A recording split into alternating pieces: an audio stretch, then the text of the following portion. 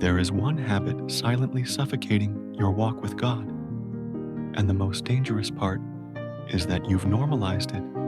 It doesn't even feel wrong anymore. You go through the motions. You pray, you sing, you show up, but your heart is slowly drifting, and the culprit is spiritual neglect disguised as busyness. You've become so consumed with doing things for God that you've forgotten to sit with God. The habit isn't rebellion, it's distraction. You scroll for hours, but you say you don't have time to pray. You binge watch your favorite shows, but 5 minutes in the Word feels like a chore. And the enemy is thrilled, because he doesn't need you to curse God. He just needs you to replace him with noise. That's the subtle killer. 1 Peter 5:8 warns you to be alert, because the devil prowls like a lion, and lions don't roar before they strike. They wait in silence, and that's what this habit does. It sneaks in while you're busy being fine. You feel spiritually numb, and you call it a season, but it's really starvation.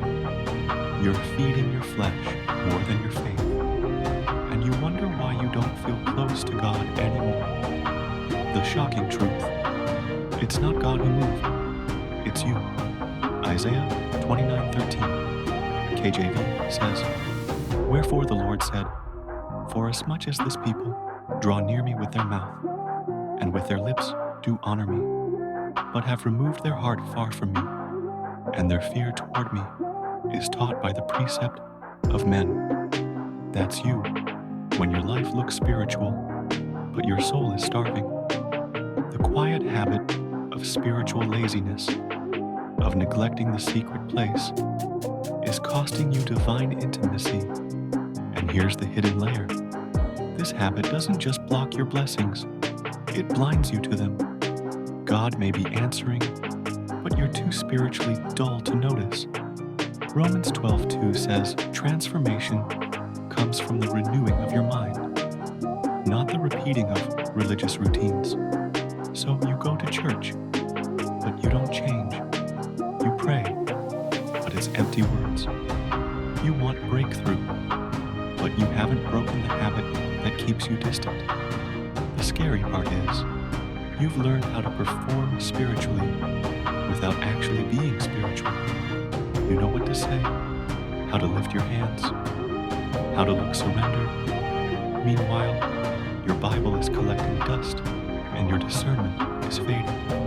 That one habit, neglecting your daily intimacy with God, is what's dulling your ears to his voice and numbing your heart to his presence.